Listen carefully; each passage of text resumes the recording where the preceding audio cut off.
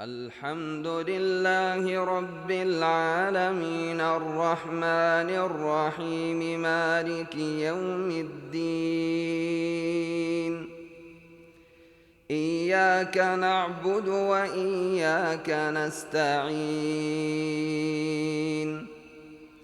اهدنا الصراط المستقيم صراط الذين أنعمت عليهم غير المغضوب عليهم ولا الضالين.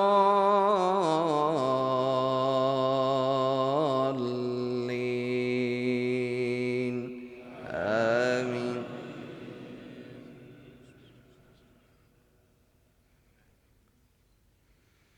هل أتاك حديث ضيف إبراهيم المكرمين؟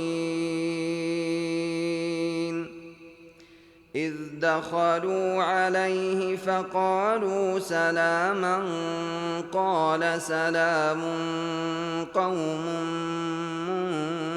منكرون. فراغ إلى أهله فجاء بعجل سمين فقربه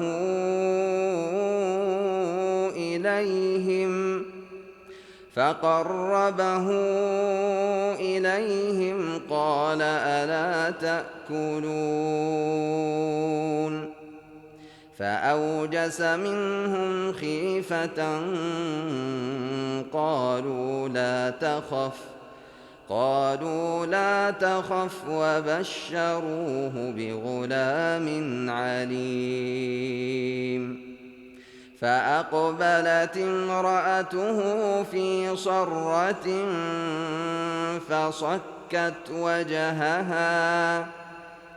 فصكت وجهها وقالت عجوز عقيم. قالوا كذلك قال ربك إنه هو الحكيم العليم.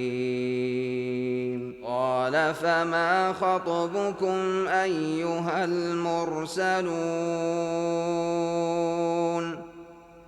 قالوا إنا أرسلنا إلى قوم مجرمين لنرسل عليهم حجارة من طين مسومة عند ربك للمسرفين. فأخرجنا من كان فيها من المؤمنين فما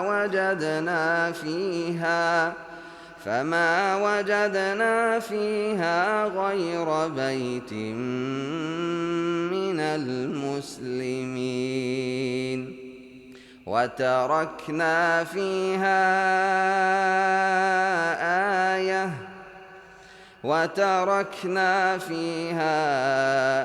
آية للذين يخافون العذاب الأليم.